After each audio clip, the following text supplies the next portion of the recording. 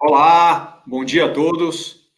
Eu sou o Fabiano, trabalho com fundos internacionais aqui na XP. É um prazer estar aqui com vocês nessa super live de investimentos internacionais. A XP preparou 12 horas de conteúdo de primeiríssima para a gente ficar bem informados e melhorar os nossos investimentos. Parabéns a todos pela live, um momento muito oportuno. Eu agradeço a todos que conectaram, queria dar as boas-vindas aqui ao Vitor, ao Beto, ao George, que estão representando grandes gestoras, 3 gigantes mundiais, experts em gestão de ações, que é o Morgan Stanley, a Legg Mason e a Wellington. Então, muito obrigado a todos, sejam bem-vindos, acho que a gente vai ter um bate-papo muito bacana. A todo o time da XP pela organização da live, acho que o momento é muito oportuno. Tivemos ontem mais um corte de juros do Copom. Então, esse movimento estrutural de queda de juros que a gente já vinha observando, ele continua. Patamares mínimos históricos, Selic a 2,25. Então, mais desafio para a gente em termos de investimentos. E eu queria começar dividindo com todos que a gente tem visto, tem observado um aumento significativo já na procura pelos investimentos internacionais. Esse tema está super em voga, muitos investimentos chegando desde o ano passado, né, com esse cenário de juros, e principalmente agora com o Covid-19, que acabou assolando os mercados globais, impactando todas as economias, a gente percebe depois de algum tempo que é natural que essa retomada ela aconteça em ritmos diferentes, em velocidades diferentes, em setores e em países. Então, a gente vê aqui oportunidades mais claras em economias mais maduras fora do país.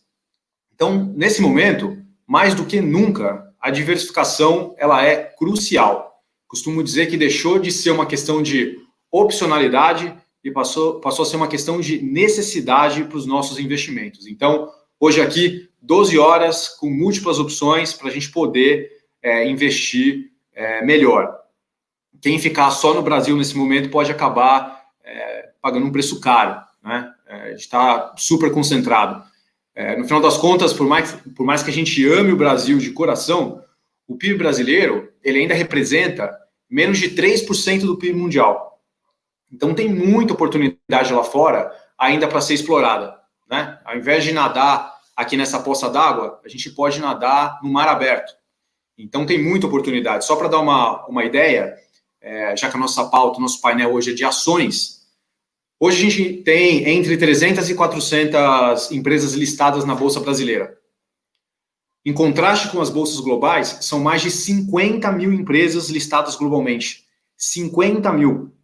Então, tem múltiplas fontes de retorno, múltiplas empresas em diferentes contextos sendo avaliadas, e aqui é uma baita de uma oportunidade se a gente fizer com quem manja do assunto, de quem entende. É natural que a gente tenha visto um aumento de correlação aqui no Brasil entre os fundos de ações. No final das contas, estão todos dentro do guarda-chuva Brasil, né? Existe uma camada de Brasil comum a todos. Então, a diversificação ela acaba sendo limitada se a gente acessa só fundos de ações aqui no Brasil. Então, aqui na XP, nós estamos sim promovendo essa democratização dos fundos internacionais para os brasileiros. Hoje, o brasileiro ele investe, na média, menos que 1% fora do Brasil, mas a gente acredita que pode ajudar a melhorar essa realidade aqui no país, tá? Se você faz parte desse grupo que só investe no Brasil, eu estou te contando aqui que é possível, sim, melhorar a relação risco-retorno do seu portfólio. E mais, é possível, sim, investir sem precisar abrir a conta no exterior. Acho que a XP traz essa grande facilidade da gente poder acessar os 7 mares, os mercados internacionais, sem precisar abrir a conta lá fora, dentro da nossa conta existente hoje já aqui na XP, e ser a grande ponte para conectar o brasileiro com o mundo. A gente vê isso se materializar aqui na XP. Essa super live é uma prova disso, que a XP conecta o brasileiro com o mundo, principalmente depois do IPO nos Estados Unidos. A nossa missão aqui na XP, ela se ampliou, né? em trazer o que há de melhor do mundo para os nossos clientes, porque o investidor brasileiro ele merece sim ter acesso aos melhores investimentos do mundo. Então, nessa preparação de retomada dos mercados, vamos dizer assim, vale entender aonde estão as oportunidades. Como posicionar a vela do nosso barco, porque os bons ventos estão soprando de fora do Brasil. Então, vamos posicionar o barco aqui. É hora de agir. E não tem segredo. Assim como a gente já está bem familiarizado com os fundos locais, nós somos investidores, é natural explorar fundos internacionais, né? Ele acaba sendo muito similar. A diferença é que os ativos que vão dentro do portfólio desse fundo, eles estão fora do Brasil, são de empresas de fora do Brasil e não de empresas brasileiras, né? E aqui a gente gosta muito de trazer o tema dos fundos internacionais por alguns motivos. Primeiro que a gente tem uma grande variedade aqui na nossa prateleira, mais de 40 opções. Hoje a gente vai focar em ações, mas também tem renda fixa, crédito, multimercado, tem opções em dólar, tem opções em real, ou seja, dá para investir com exposição à variação da moeda ou com proteção cambial. Então, investir no exterior não significa necessariamente investir no dólar, né? Então, a gente tem as duas opções, vamos explorar aqui como navegar essas duas possibilidades.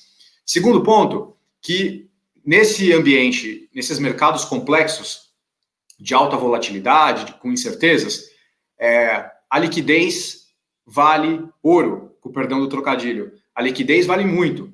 Então, os fundos internacionais, eles apresentam esse prazo mais curto de resgate se der uma dor de barriga, se porventura precisar acessar, né? Então, boa parte dos fundos, em 5, 6 dias, você já consegue resgatar o seu dinheiro de volta. Então, a gente preza muito, dentro do possível, por liquidez nos fundos. E terceiro, que gestão ativa, investir com um gestor que conhece esses mercados internacionais, conta muito. Navegar os 7 mares está longe de ser trivial, é preciso sim ir com uma tripulação que entenda, que já esteja fazendo isso há muitos anos, que já passou por outras crises no passado, sabe onde estão as oportunidades, que tem um time grande, que tem capacidade de pesquisa, que olha com lupa todas as empresas e consegue pensar e selecionar realmente aquelas que são as melhores, tá? Então, hoje, aqui nesse nosso encontro, nós temos o privilégio de ter 3 gestoras gigantes, que são referências em fundos de ações, sabem tudo de bolsa fora do Brasil. Como eu mencionei, eles estão na estrada há um bom tempo, há décadas, já passaram por outras crises, não é a primeira, nem será a última, provavelmente, e que contam com esse time de gestão de primeiríssima linha, com cobertura extensa, profundidade de pesquisa, de research, cobrem milhares e milhares de empresas pelo mundo. Então, a conversa vai ser muito boa. Bem-vindos novamente, muito obrigado a vocês 3 pela parceria de sempre. Vou deixar aqui que vocês se apresentem, falem um pouco das gestoras, vamos falar um pouco dessas oportunidades que a gente vê lá fora dentro dos fundos. Então, eu queria dar as boas-vindas, já de repente puxar aqui com o Beto, pedir para ele falar um pouco da Legg Mason, que é uma gestora referência nos Estados Unidos, e ouvir do Beto, da Legg, qual que é a avaliação da casa hoje desse cenário mundial? Os Estados Unidos, ele é realmente uma grande oportunidade, a gente viu uma queda, mas uma recuperação também muito forte, né, Beto? Pacotes trilionários para cá, para lá, qual que é a visão hoje da Legg em termos de oportunidade, especialmente de Estados Unidos? Seja bem-vindo, Beto.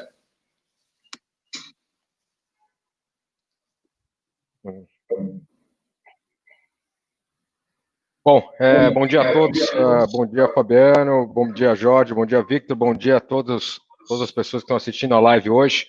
É um prazer mais uma vez aqui estar com vocês, aqui falando um pouco de mercado americano, falando um pouco da Legg Mason.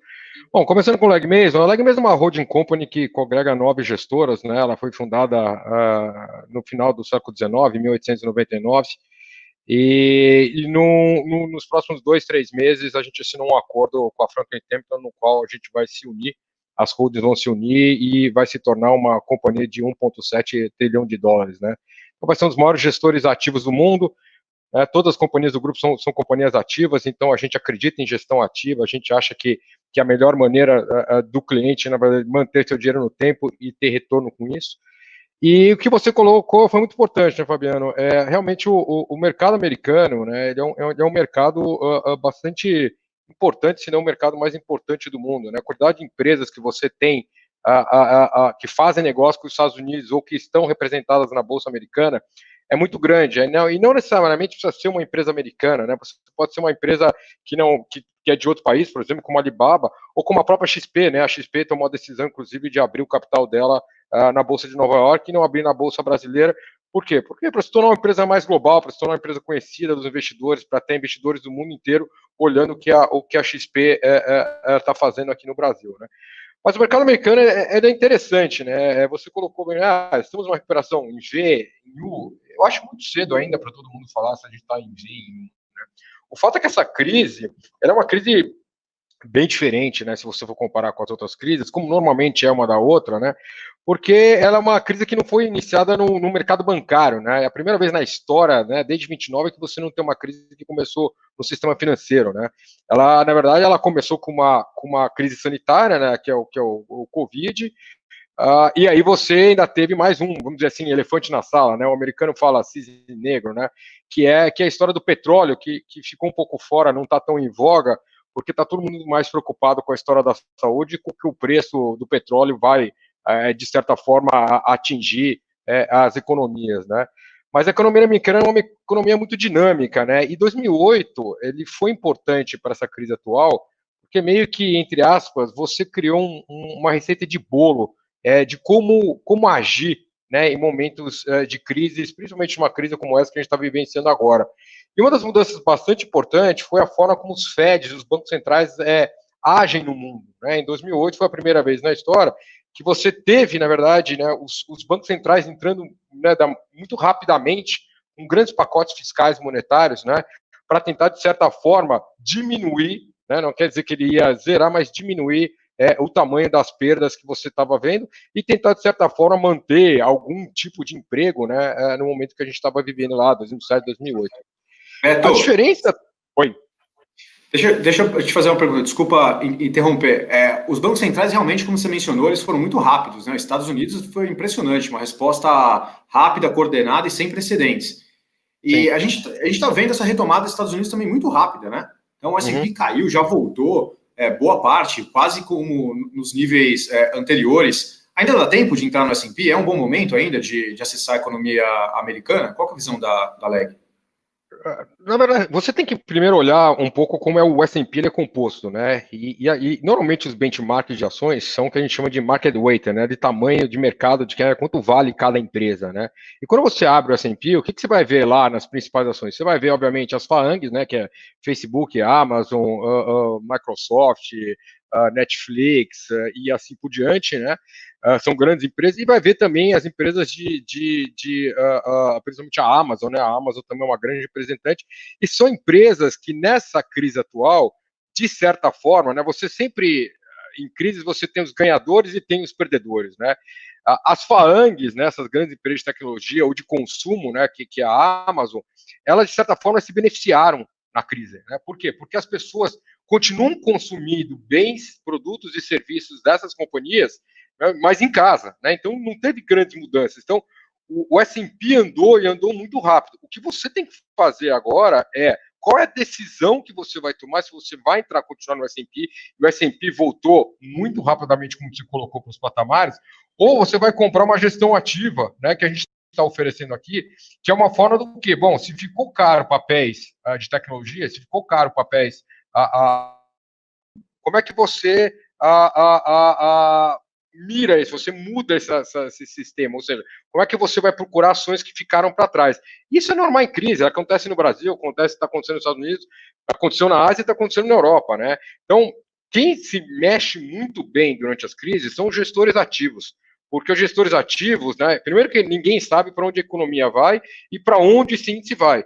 O que você consegue, né, oferir dele é se ele está caro ou barato, baseado no preço que o S&P está naquele momento. Né, e das empresas que compõem esse índice se mexeram ao longo do tempo. É verdade. A volta foi muito rápida. Né? O S&P chegou a cair 34,5% lá pelo meio de março e voltou, zerou. Né? Você tem praticamente está próximo do zero agora.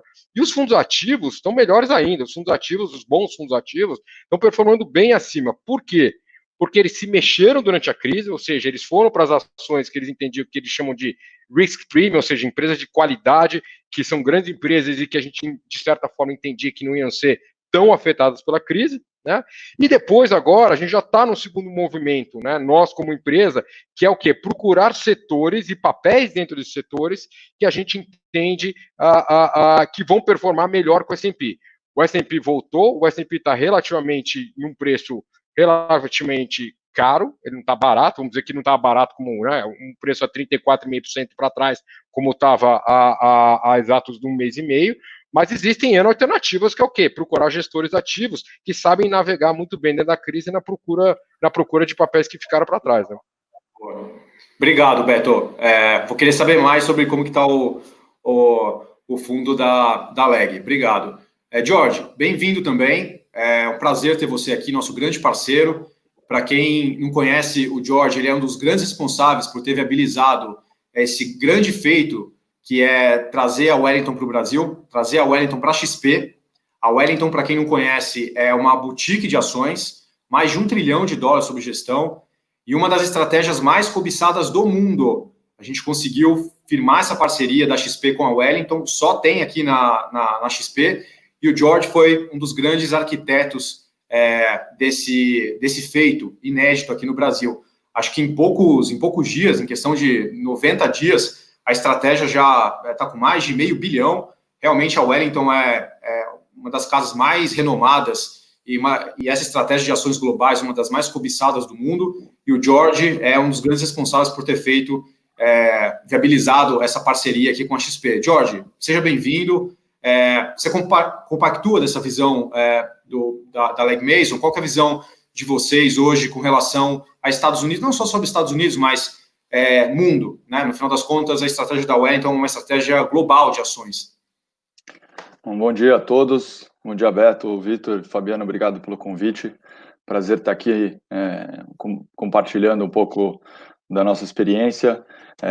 Concordo totalmente com o Beto e eu pegar aqui no gancho no final, falando sobre gestão ativa, eu acho que nunca foi tão importante gestão ativa.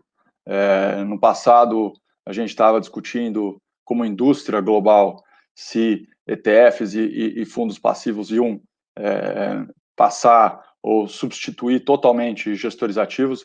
Eu acho que essa discussão, especialmente no mundo tão mais complexo como hoje, torna-se cada vez mais importante, né? Então, a Wellington, como você mencionou, é totalmente uma empresa que tem quase 100 anos, né, fundada em 1929 e sempre acreditou em gestão ativa.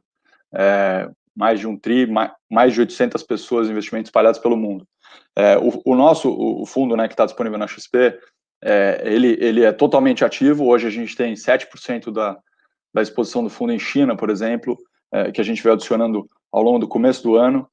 Então a gente consegue, de alguma maneira, navegar as crises e as oportunidades de uma maneira ampla, né? Falando um pouco de se o S&P está caro ou está barato, se as bolsas globais estão caras ou baratas, só falando um pouco do desempenho, né, da bolsa americana, a gente, talvez, o mundo, né, nessa nova onda de oportunidades, deve começar a olhar mais por setores do que simplesmente por regiões, né? Então, a bolsa americana está quase flat, o MSCI global, né, o índice de ações globais está caindo 6% no ano, mas o setor de tecnologia, até o final da semana passada, estava subindo 11%. E o de saúde, né, o healthcare, estava subindo 2%. O setor de energia cai no 23%. E o setor financeiro cai no 14%. Então, existem coisas diferentes que a gente tem que olhar dentro desse mundo, né, que é o mundo de ações globais, né? O índice de MSCI Acqui tem mais de 3 mil ações, 49 países. O MSCI Acqui é um índice de ações all country, né, que a gente tem como benchmark do fundo. E a gente tem que pensar nisso. Não pode simplesmente achar que eu estou comprando US, né? O fundo tem 70 ações. São as empresas que são as mais resilientes, que têm o melhor crescimento, que tem um management bom, né? Vide a XP. A XP tem crescido a despeito do que é o Brasil, que não cresce há 10 anos, né? Então, existem oportunidades, existem empresas boas que a gente consegue de alguma maneira, participar dessas mudanças, né? O Beto falou bastante das FANGs aí. Esse é um bom ponto, né, Jorge? Porque quando a gente fala de investir em ações fora do Brasil, é natural que muitas vezes vem Estados Unidos na nossa cabeça, né? Mas existem muitos outros mercados, a própria China, né? Acho que está já nessa recuperada forte. A própria Europa ainda tem um arcabouço institucional muito sólido, as instituições. A gente está vendo um certo nível de controle do vírus lá, ensaia a retomada. Então, tem muita oportunidade fora dos Estados Unidos também, né? A Wellington, ela explora bem a Europa, acho que algo em torno de uns 20%, como você mencionou, mercados emergentes, China. Então, uma estratégia global, ela permite explorar diferentes avenidas, certo? Sem dúvida. Hoje a gente tem quase 20% em Europa, e dentro de países emergentes, infelizmente o Brasil não está contemplado no fundo hoje. Isso acaba sendo um bom para os investidores que querem diversificar, não estarem em empresas brasileiras através de um fundo global, mas, por outro lado, mostra um pouco do apetite global pelo Brasil, que acaba não sendo tão interessante hoje. A Europa tem excelentes empresas globais, né? A Roche, a AstraZeneca, que está o tempo todo na mídia, por exemplo, que dentro dessa pesquisa para o Covid, junto com a Universidade de Oxford, é uma empresa britânica que está batalhando aí com o mundo todo o coronavírus e está na frente, potencialmente trazendo uma cura para a gente aqui. Participar disso no mundo inteiro, agora, né, para o investidor brasileiro, agora é possível, através de fundos locais com 5 mil reais. No passado não era. E a gente entende que, pela primeira vez, né, assim, desde que o euro foi criado, 20 anos atrás, existe uma discussão se vai durar ou não vai durar. Mas pela primeira vez, a zona do euro está junta, brigando, né, para tentar, de uma maneira fiscal, né, e a Alemanha, que sempre foi o país que foi o mais resistente em termos de aumentos de gastos fiscais, é o que mais está gastando, quase 30% do PIB, para tentar, de alguma maneira, reaquecer a economia. Então, isso a gente consegue se beneficiar. Estando com um time global, a gente consegue, de alguma maneira, olhar essas oportunidades, achar as boas empresas que vão sair mais forte da crise, né? E lembrando, uma crise acaba sendo uma oportunidade, né, para as pessoas que se planejam, pensam, e tem uma estrutura inovadora, né, XP indo para home office, em empresas globais conseguindo fazer isso, e outras não. Né? A gente estava ouvindo o COI aqui antes, tem, né, o painel do COIs aqui, exemplos excelentes sobre algumas empresas que vão sofrer, né, nesse mundo novo. Então, acredito que se restringir só ao Brasil não é tão interessante, né? É importante ter mais oportunidade. E por que, quando a gente está indo para fora, só se restringir a alguma coisa, né? E deixar, eu acho que é interessante deixar na mão de um especialista. Sem dúvida. E vai ter esse descolamento, né? Das empresas, setores e países que foram mais impactados, outros que vão ser mais resilientes e que vão saber se adaptar nesse novo mundo. Acho que você usou um termo muito bacana, Jorge, porque muita gente pergunta assim, quando que a gente vai voltar ao normal, né? Eu questiono, será que o desafio não é exatamente voltar ao normal? Voltar a fazer as coisas que a gente estava fazendo do mesmo modo, investindo do mesmo jeito, repetindo as mesmas coisas? Eu acho que aqui a gente tem uma oportunidade para avaliar, acho que até não só os investimentos, mas a vida como um todo, qual que é o papel das empresas perante a sociedade, o papel dos governos, o papel dos investidores, né? E tem um termo muito usado fora do Brasil, são 3 letrinhas, ESG, né? ESG. São 3 letras que, para mim, estão mudando os investimentos. Esse ESG, na sigla em inglês, como é conhecido internacionalmente, ele traduz as melhores práticas ambientais, sociais e de governança nas empresas, né? E há um bom tempo vem recebendo essa atenção mundial, agora acho que está indo para um outro patamar, pensando nesse mundo pós-Covid, pelo fato dessas práticas estarem associadas aos negócios que são sustentáveis, que eles são perenes, são modelos de negócio sólidos, muitas vezes com baixo custo de capital, com melhor resiliência aí no longo prazo e que mitiga os riscos associados aos impactos de clima, impactos de sustentabilidade como um todo, né? Então, acho que as empresas, os investidores no mundo e agora, principalmente no Brasil, eles estão finalmente começando a prestar muita atenção nesse tema na hora de investir. A gente teve acidentes ambientais aqui no Brasil que marcaram a história do país e então vamos fazer diferente, vamos cada vez mais prestar atenção nesses temas, olhar as empresas que têm boas práticas ambientais, sociais e de governança. Isso não significa que os conselheiros das empresas agora vão começar a abraçar a árvore, né? Ou adotar N outro estereótipo ecológico, vamos dizer assim. Mas o ESG, ele é possível.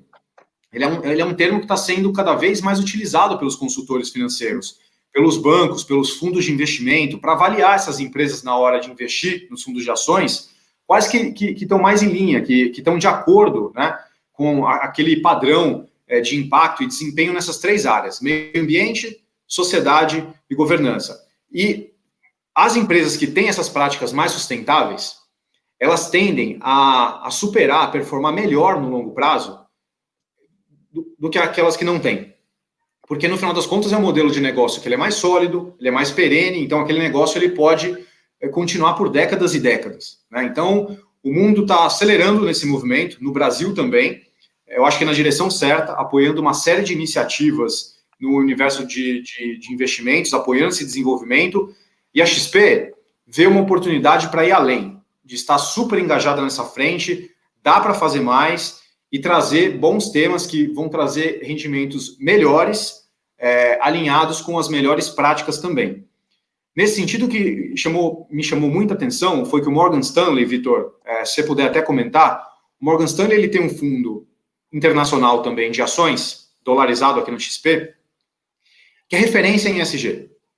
Eles já fazem isso há um tempo, eles adotam essa prática, vou pedir para o Vitor explicar melhor, e esse vai ser o grande diferencial das empresas nesse novo mundo. Eu acho que o Morgan Stanley já está posicionado, ele já pratica isso fora do Brasil, e agora a gente tem a chance de investir bem, investir melhor em ações que incorporam essas práticas. Vitor, seja bem-vindo, você pode explicar um pouco mais para a gente como que o Morgan Stanley vê esse tema do ESG, investimentos globais? Com certeza. Bom dia, Fabiano, bom dia aos meus amigos George, Tepperman, bom dia a todos. Obrigado pela oportunidade. Rapidamente, com relação à parte de gestão ativa anteriormente mencionada, que é bastante heterogênea, cada uma tem sua definição, uma das métricas, quando nos perguntam se somos realmente gestores ativos ou não, em particular nessa solução que você comentou, Fabiano, é o quanto somos diferentes do índice de referência.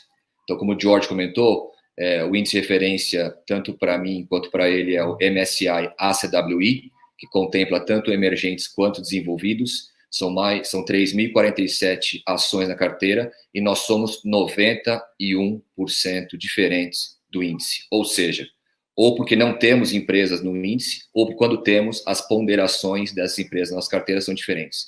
É uma altíssima métrica e mostra realmente o que pode ser uma gestão ativa.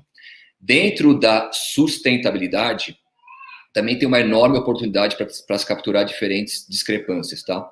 Então, primeiro eu vou começar com a parte, digamos, de mitos. Como é que o mercado vê a questão da sustentabilidade? Então, o primeiro mito, eu acho que era a possibilidade, ou até o medo de que a sustentabilidade fosse deixada de lado com o coronavírus. Ou seja, as pessoas voltassem ao modus operandi tradicional, assim, de alguns anos. A gente acha que isso não é verdade, muito pelo contrário, porque a gente viu já que essas empresas com responsabilidade social, ambiental e forte governança corporativa não só navegaram melhor a crise, como tendem a ter melhores condições de sair melhor dela, tá?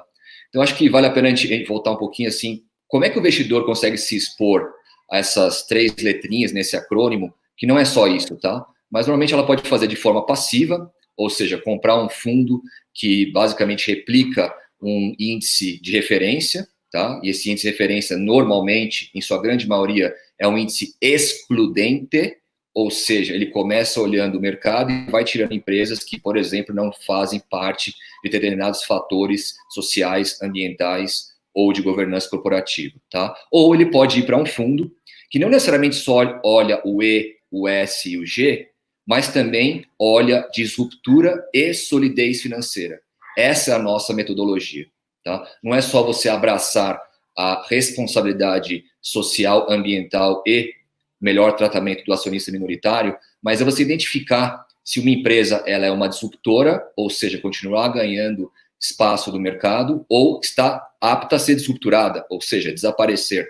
E, em paralelo, solidez financeira. Então, acho que a crise atual, ela ajudou demais alguns investidores separarem os meninos dos homens e as mulheres, lógico, das meninas, porque você viu empresas que, basicamente, estavam navegando bem no preço, mas, de repente, veio a crise, e não só o preço caiu, como o valor despencou, e várias dessas empresas eram grau de investimento, se tornaram grau especulativo, e muitas delas buscaram, por exemplo, já o Chapter 11 nos Estados Unidos. Tá? Então, tendo isso em mente, eu acho que ESG não é mais nicho, já é algo presente no processo de tomada de decisão. E no nosso caso, desde sempre. Ou seja, a estratégia Global Opportunity, ela existe já há mais de 12 anos. E desde o seu início, ela tem embutida no seu processo de tomada de decisão essas responsabilidades. Tá? E no mundo, você tem 30 trilhões de dólares de ativos relacionados a essa tese e um crescimento de 34%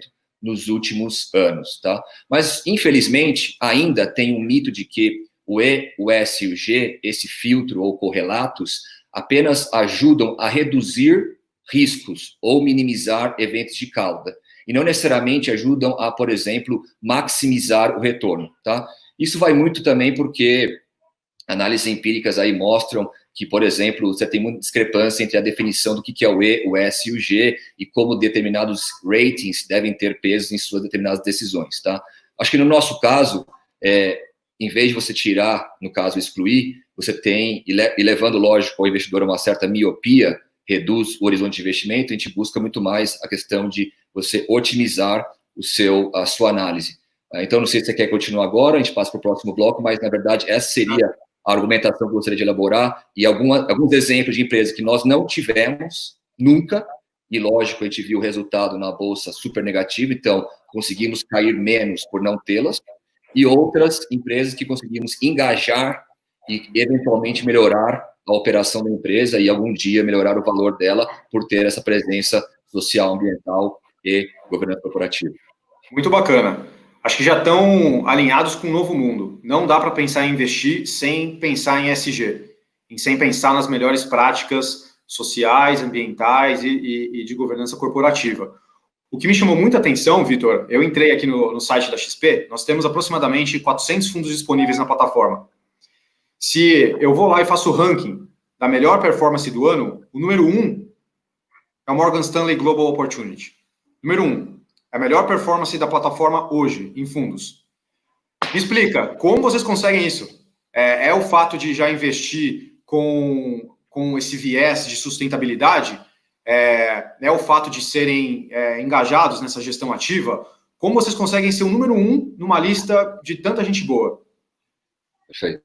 Sim, o fato de termos essa composição de responsabilidade social, ambiental e governança corporativa, somados à disruptura e, lógico, otimizados pela solidez financeira, fez com que as nossas empresas dentro da carteira caíssem menos durante a crise e voltassem mais rápido. Isso é o histórico de investir-se com qualidade. A questão é que cada um tem uma definição também do que é qualidade. E no nosso caso, é uma composição de 5 fatores. Então, são as três letrinhas do acrônimo ESG, mais a análise de disruptura, mais a análise da solidez financeira, mais crescimento, mais vantagem competitiva. Tá? Então, tudo isso em conjunto fez, ao longo de 12 anos, você ter uma superioridade comparado aos índices internacionais e mesmo ao S&P. Então, mesmo quando o fundo ele é um fundo global e não tem como alvo apenas a Bolsa Americana, mas a Bolsa Americana é o que está na cabeça de todos os brasileiros que investem lá fora, muitos se perguntam, será que vale a pena eu me expor globalmente, sendo que, por exemplo, numa específica bolsa, representada por um específico índice, eu, por exemplo, na última década, de, por exemplo, março de 2009 até fevereiro de 20, conseguir multiplicar meu patrimônio por 400%, e não é 400% CDI, é 400% no absoluto, em dólares, sem levar em consideração a potencial apreciação que você teria adicional com a variação cambial? A resposta é que depende, você tem que olhar individualmente. Então, só para recapitular aqui um pouco, a gente discutiu em outras oportunidades. Então, por que investir em qualidade, né? Porque a gente pensa que qualidade pode dar para você essa proteção e, ao mesmo tempo, você otimizar o seu retorno. Então, quando você pensa em longo prazo, o preço da ação ela está, em princípio, com um desconto no valor intrínseco, é o que nós fazemos, tá? E aí, se você pensa que esse valor ele pode ficar mais bem protegido quando ele é sustentável. E sustentável contempla, lógico, essa solidez financeira. E a solidez financeira não é só ter um balanço forte, ou seja, não é só ter baixo nível de endividamento, que, consequentemente, já ajudou demais nessa última crise. É você ter um alto retorno sobre o patrimônio investido. Então, quando você pega, por exemplo, métricas de rentabilidade, alguns focam em retorno sobre patrimônio, outros focam em retorno sobre ativo, outros focam sobre retorno sobre capital, a gente foca em retorno sobre capital investido e vê que todas as empresas da nossa carteira estão bastante acima da média de mercado. Então, só para dar uma referência, você tem 91% de média de retorno sobre capital investido versus um mercado de 18%. Então, qualidade sob esta métrica tem muito mais na nossa carteira do que, por exemplo, no mercado, tá? Para quem olha só o índice. Além disso, muitas vezes você pode comprar uma empresa que parece, digamos, uma excelente produtora de marcas, bandeiras e franquias, que muita gente tem como top of mind, mas de repente ela não viu um novo entrante. Um novo entrante que muda o modus operandi não só dessa empresa, como de toda a indústria, um disruptor. Essa empresa pode eventualmente desaparecer. Eu quero estar longe dela. Em contrapartida, eu quero estar próximo desses disruptores. Então, não é só porque tem o coronavírus que tem um novo normal. Várias outras atividades ao longo das últimas décadas e sempre conseguiram matar outras e se absorver também através de rupturas. E, lógico, eu tenho que investir quando tem crescimento. Então, por exemplo, eu não vou investir em segmentos ou setores só porque esses setores, historicamente, eles caem menos numa crise, porque, por exemplo, são bons geradores de fluxo de caixa ou porque pagam bons dividendos. Se não há crescimento, eu não vou investir, porque eu invisto principalmente para apreciação de capital. Então, se eu, por exemplo, fosse para setores como geração, distribuição e transmissão de energia, em vários lugares do mundo que são regulados, e por serem regulados têm menos vantagens competitivas, têm demandas contratadas, eu não consigo muito surfar, por exemplo, essa onda de longo prazo. Mas acho que está exatamente aí o ponto central, né? Que o fundo que faz ESG é o fundo com a melhor performance. Então, para quebrar um pouco esse mito, que investir de maneira sustentável, a gente está abdicando de retorno. Não é verdade, é o contrário. Os grandes cases de qualidade e os cases de crescimento, como você falou, as grandes empresas que prometem crescer no longo prazo, são exatamente aquelas que têm as melhores práticas. Então, me chamou muita atenção essa questão dessa performance admirável do Morgan Stanley e, ao mesmo tempo, ser super praticante de ESG, que são essas 3 letrinhas que estão revolucionando os investimentos, que não dá para pensar em investir no futuro sem considerar o ESG. Então, realmente, muito impressionante. Obrigado pela explicação. Tepperman, aproveitando esse tema setorial, outro case que deve se destacar bastante nesse novo mundo são as empresas de tecnologia, né? Elas realmente vieram para ficar, já eram uma tendência e agora estão disparando nesse novo modelo de vida que a gente está tendo. Hoje, qual que é a visão da Legg Mason? Como que está posicionado o portfólio de ações da Legg para capturar essas oportunidades setoriais, capturar essas oportunidades dentro dos Estados Unidos? No final das contas, os Estados Unidos ainda é a grande potência do mundo e estar presente lá, conhecer profundamente dessa economia, deve habilitar o gestor a acessar essas ótimas oportunidades. Como que está o fundo da Legg Mason hoje? Tá, só importante ressaltar, né, Fabiano, aqui, o fundo, na verdade, ele se chama Legg Mason Clear Bridge US Large Cap Growth, né, porque, como eu falei, né, a holding é a Legg Mason e as gestoras, né, você tem várias gestoras embaixo, são 9 gestoras no grupo, uma delas é a Western Asset, todo mundo conhece bastante, mas hoje aqui a gente está falando de ações, né, a gente está falando do fundo da Clear Bridge. A ClearBridge é a maior gestora do grupo de renda variável, né? E foi muito interessante a colocação sua e do Vitor em relação a ESG, né? A primeira empresa no mundo que adotou práticas de ESG buy side no mundo, incorporação do valuation, ou seja, no preço de quanto vale a ação, foi a ClearBridge. Isso foi feito há mais de 10 anos atrás. Então, hoje, a gente tem quase 300 empresas no mundo onde a gente analisa, e através de modelo proprietário, onde o ESG é muito levado em pauta, né? E a gente atingiu um segundo estágio que está presente nesse segundo fundo, que agora, para nós, se tornou mais importante ainda, né, essas 3 letrinhas ESG, que é o quê? De certa forma ativista, a gente vem sim influenciando os boards das companhias no mundo, principalmente as companhias premium, a se reinventarem, a pensarem diferente, né? Na verdade, ou seja, como é que eu posso fazer melhor? Como é que eu posso ajudar a sociedade em volta, em torno da gente, né? Como é que eu ajudo meus consumidores? Né? E como é que eu coloco, né, todos os stakeholders, ou seja, investidores e funcionários da companhia, da minha companhia, para que estejam engajados nesse ESG? Né? Então você vê casos, por exemplo, né, eu já entrando no portfólio do fundo, eu um pouco enviesado, quando abro o portfólio do ClearBridge, né, da Legg Mason ClearBridge, do West Large Cap Growth, eu abro um sorriso enorme, né, porque das 40 e poucas, quase 50 ações que tem lá, umas 40 e poucas eu sou grande fã, eu sou admirador. Quando eu olho o top 10, que a gente falou agora, por exemplo, a empresa que a gente está mais investindo hoje é a Amazon, né? Nós somos investidores da Amazon há 10 anos. Né? Hoje compõe mais ou menos 8,5% do portfólio. Né? A gente é um dos maiores investidores da Amazon e a Amazon colocou no balanço dela, dizendo a seguinte frase: agradeço a Legg Mason por nos ajudar a transformar a companhia. E o que eles estavam falando? Eles estavam falando do projeto da Amazon de que até 2030 nenhum caminhão, nenhuma entrega da Amazon utilizará, por exemplo, mais combustível fóssil. Né? Então a gente participou ativamente do board, ajudando eles a falar assim, que caminho que eu tenho que seguir? Porque a Amazon é a maior empresa varejista online do mundo, longe do segundo, terceiro e quarto competidores. Né? Então ela tem sim essa responsabilidade de querer crescer. E a Amazon é admirada por todo mundo. Quem nunca ouviu falar de Amazon? Quem nunca comprou nada da Amazon? Né? Então, é muito interessante esse case de vocês. Outra empresa que a gente está no portfólio nosso, por exemplo, é a Microsoft. A gente é um dos 10 maiores investidores da Microsoft no mundo e a gente está investido no papel há 30 anos nesse produto. Esse produto hoje, como eu falei, é um dos produtos chefes da casa, tem em torno de 34 bilhões de dólares, né, no mundo. Tem vários investidores pessoas físicas, vários investidores institucionais, e a gente vai aumentando, diminuindo a Microsoft, porque a gente gosta muito do modelo da Microsoft, principalmente depois que ele adotou a alteração para assinatura, né? Então, infelizmente, eu falo, né? Porque eu sou da época do disquete ainda, né? Então a gente está falando do Windows lá atrás. Você ri, né, Jorge? Mas enfim, o Vitor também. Mas o fato é que hoje a assinatura é o 365 e você vai atualizando, paga uma assinatura como se fosse, né? O estilo Netflix de viver, né, que a gente está vivendo hoje.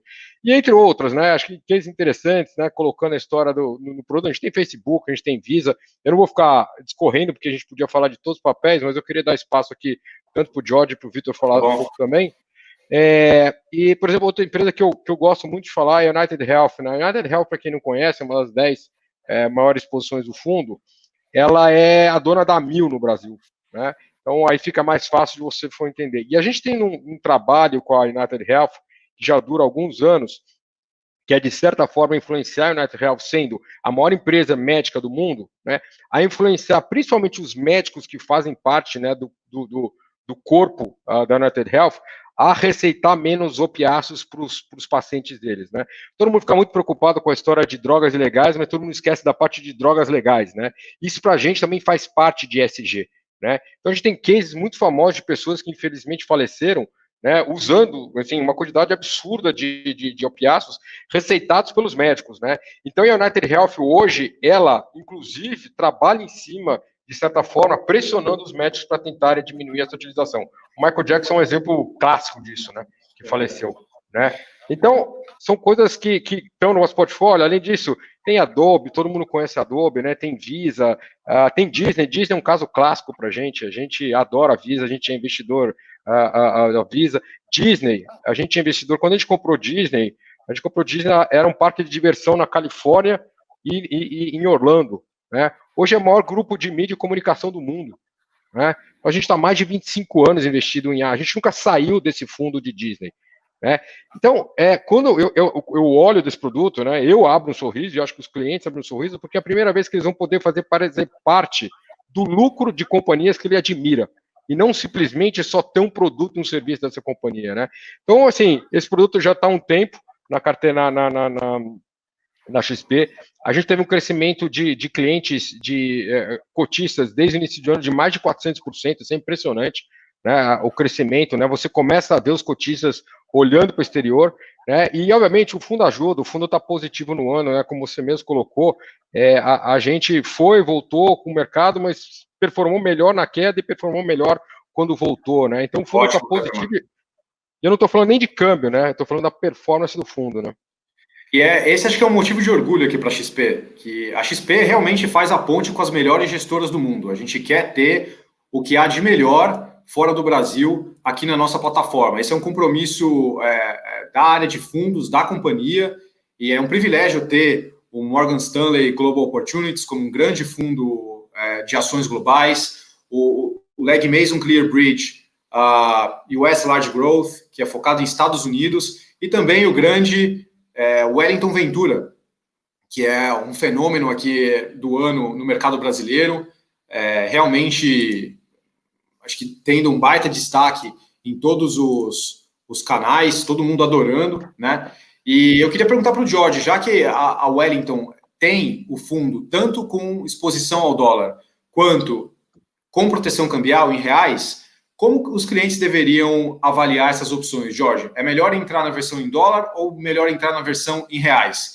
E também, já que a Wellington é uma baita de uma gestora com cobertura global, cobre mais de 5 mil empresas, quais são as grandes teses de investimento hoje no fundo da Wellington? O que está presente dentro desse fundo tão renomado e cobiçado? Obrigado, Fabiano. Pela mais fácil primeiro, em termos de teses, né? Então, hoje, dentro do fundo, a gente tem o time tem duas mega tendências seculares que a gente acredita. A primeira é que software, como percentual do PIB, deve continuar crescendo acima da média do mundo, né? E existem N maneiras da gente usar as ações globais para expressar essa nossa visão, né? E aí, dois números bem rápidos aqui. Em 2015, existiam 15 bilhões de coisas conectadas à internet. Em 2025, a estimativa é que serão 75 bilhões de coisas, Então, esse número assim, é exponencial e existem N maneiras de a gente participar disso. Uma das maneiras, né, uma das maiores empresas que a gente tem no fundo hoje, a Adobe, está presente, mas também a gente tem uma empresa, por exemplo, chamada Digital Realty, que é uma empresa de data centers que ajuda e participa desse crescimento de cloud computing global. Então, eles oferecem a infraestrutura para isso. Uma outra empresa que tem no fundo uma empresa de semicondutores, né?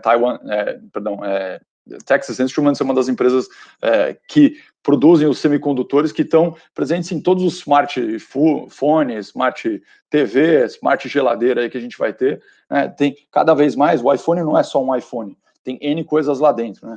Do software e do hardware. Então, essa é uma das principais teses, né? Hoje o fundo está com 35% da exposição ligado ao setor de TI. E aí a outra grande tendência secular que a gente vê que a gente expressa através das nossas holdings dentro de saúde, né, healthcare, que tem hoje 22% do fundo. Então, essas duas teses são quase 60% do fundo. A gente vê, especialmente, a questão do envelhecimento da população global e acesso a medicamentos dentro de países emergentes, né, o crescimento e conforme esses países vão evoluindo, a gente vê N oportunidades de participar disso, desde uma Roche ou uma AstraZeneca, que eu já mencionei, a Eli Lilly, que tem aqui, né, uma empresa centenária aí, e aí isso entra também um outro número interessante. Né, demoramos, sei lá, 70 mil anos para chegar a uma população com mais de com mais de 60 anos, né, 1 bilhão de pessoas, 70 mil anos para chegar em 1 bi de pessoas idosas, e aí nos próximos 10 anos esse número vai dobrar. Então, é muito dinheiro que vai ter que ser investido para a gente participar um pouco e fornecer serviços e produtos para esse problema, né, de uma população mais velha, precisando de mais medicamentos, testes, e possivelmente, e provavelmente, a gente vê uma aceleração nessas duas teses por conta do Covid. Então, a gente tem muita exposição a esses dois setores, e acredita que são boas empresas desses setores vão se beneficiar bastante. Respondendo à pergunta mais do dólar, eu acho que as crises, novamente, mostram a importância da diversificação e a importância de ter moeda forte na nossa carteira, né? Então, assim, sou suspeito, já disclaimer aqui, eu invisto no Wellington Vitória dólar, ou seja, sem hedge, exposição à moeda, porque eu entendo que é importante ter moeda forte no portfólio de uma maneira considerável. Hoje eu tenho, sei lá, 25% do meu portfólio pessoal com exposição ao câmbio e bolsas lá fora. Mas é difícil, né, porque é meio um fla-flu discutir, né, câmbio, todo mundo tem uma opinião, é que nem o Tite, que vai escalar, põe o Neymar, não põe, né? Então, isso aí a gente tem que levar em consideração cada pessoa, cada um, e também o mais importante é entender o padrão de consumo e de vida daquela pessoa, né? Então, todo mundo está influenciado do dólar, né? Então, assim, vai comprar um iPhone, um Samsung, vai dirigir o carro, vai comprar o pãozinho na padoca no fim de semana, quando finalmente a padoca abrir, né? A gente está exposto à variação cambial. Então, não ter exposição cambial no portfólio é difícil, se você quer um portfólio diversificado, né? Então, a minha recomendação é sempre ter exposição ao câmbio. É uma questão de quanto e não quando, né? Porque ficar fazendo timing de câmbio, né? Eu me formei em economia e também sou da época do disquete, e aquele maior, não menorzinho, tá? E me formei em economia, onde, né, o câmbio foi feito para provar que o economista não sabe nada, né? Assim, ficar tentando adivinhar, e aí minha culpa, eu investia, meu último investimento no fundo da Wellington foi a 5,70, o câmbio é 5,70. E aí, desde então, meu portfólio valorizou, mas, o câmbio caiu para baixo de 5, né, tá em 5,30 e pouco hoje. E como é que o meu portfólio valorizou? Porque a bolsa aqui andou, né, porque a bolsa lá fora andou, porque a renda fixa aqui andou, o multimercado aqui andou, o câmbio desvalorizou, tudo bem. Mas hoje, né, que a gente está vendo o câmbio voltar e a bolsa aqui andar, eu também estou ganhando. Então, assim, não adianta a gente tentar acertar sempre. Agora, não ter exposição lá fora, eu acho que é o maior erro. Obrigado, Jorge. Muito obrigado pelo overview. Essa questão de acessar o dólar e a versão com exposição cambial ou sem exposição cambial realmente depende, caso a caso, varia de cada carteira. O mais recomendado é sempre falar com o assessor para ver se faz sentido ter um pedaço dolarizado na carteira ou não, né? E a boa notícia, acho que para fechar aqui a nossa conversa de ações internacionais, é que a XP tem uma grande variedade, né? Ela tem as versões em dólar, tem as versões em reais, tem para quem gosta de doce, tem para quem gosta de salgado. Então, a gente tem uma grande variedade, um cardápio completo aqui para os investidores acessarem. Acho que uma mensagem final do meu lado é que a XP está engajada em ter as melhores gestoras do mundo aqui para os nossos clientes. A gente tem opções com liquidez. Boa parte dos fundos, o prazo de resgate ele é relativamente mais curto. Chegou a hora de agir, não tem segredo. A gente está aqui com as melhores gestoras do mundo na XP. É um privilégio ter aqui a Wellington, a Morgan Stanley, a Legg Mason. Então, tem muita oportunidade, os bons ventos estão vindo de fora. Para quem quiser saber mais, tem o site da XP, xpi.com.br/fundos internacionais. Lá, todas as opções estão detalhadas, dá para navegar, ficou super bacana. Então, vale a pena entrar no xpi.com.br/fundos internacionais para entender melhor. E eu agradeço tremendamente, vou deixar aqui uma mensagem final rápida de cada um de vocês. Muito obrigado, conversa muito bacana, e a gente vai explorar, sim, cada vez mais essas oportunidades fora do Brasil. Tepperman, quer deixar uma mensagem final? Sim, obrigado a todos, obrigado ao XP, Fabiano, Jorge, todos, Vitor, pelo tempo aqui, agradecer vocês e falar que é muito importante você começar a diversificar no exterior, né? A diferença ainda nossa que a gente tem investido lá fora em relação até os países aqui da América Latina é muito grande ainda, né? É menos de 1%, né? Então, assim, vocês vão evitar quedas, por exemplo, como o Wesley Day, greve de caminhoneiros, né? Hoje já é um dia difícil na parte política, muito ruído político. É importante, sim, você diversificar a moeda, né? Você tem que ter um portfólio forte, porque em momentos como a gente está vivenciando agora, né? Você teria sofrido muito menos do que você sofreu. E para finalizar aqui, dizer que, gente, as crises vêm e vão, sempre existirão, faz parte do business, faz parte do negócio, mas a gente vai sair dessa, né? Então, assim, vamos em frente. Daqui a um tempo a gente vai estar falando de outras coisas e acho que a vida segue, né? Obrigado, Beto. Foi um privilégio ter vocês aqui com a gente. Vitor, mensagem do Morgan Stanley? Bom, primeiro agradecer a oportunidade, agradecer aí o tempo com os meus colegas também e falar que as dúvidas continuarão. Se vocês vão para top-down ou bottom-up, se vocês vão para país, região ou setor, se vocês vão para valor ou crescimento, se vocês vão para large, para mid, para small caps, se vocês não têm todas essas respostas ao mesmo tempo, nós sugeriríamos um fundo global. E aí, lógico, um fundo global que tem uma gestão ativa e uma geração de alfa com consistência poderia ser um grande diferencial. Então, converse com o seu assessor, explore as oportunidades e veja o que se encaixa melhor no seu perfil. Obrigado. Obrigado, Vitor. Jorge, muito obrigado não só por ter viabilizado esse sonho aqui na XP, de ter o fundo da Wellington com exclusividade aqui na nossa plataforma, só para os clientes da XP. Uma mensagem final de vocês? Repetir aqui, né, agradecer o convite, parabéns pelo dia, 12 horas falando de investimentos internacionais, a gente trabalha há bastante tempo nisso, é um sonho ver isso ser, né, realizado, muito bom, e dizer que, assim, a gente tem que aprender nas horas difíceis, mas ter calma, e temos boas oportunidades, né, vai ter um bom painel depois aqui de falar de investimentos internacionais, deixar um abraço aqui para um amigo Rodolfo que vai falar, e parabenizar a XP pela iniciativa. Fabiano, obrigado pelo convite e parabéns pelo trabalho. Obrigado a todos, é um prazer ter os grandes especialistas aqui com a gente. A XP segue promovendo a democratização dos fundos internacionais no Brasil. A gente pode melhorar essa realidade e ser a grande ponte conectando o brasileiro com o mundo. Aproveitem, a gente tem um dia com os grandes especialistas, 12 horas de conteúdo. Muito obrigado a todos vocês que conectaram e a gente segue com a nossa programação. Muito obrigado, bom dia a todos.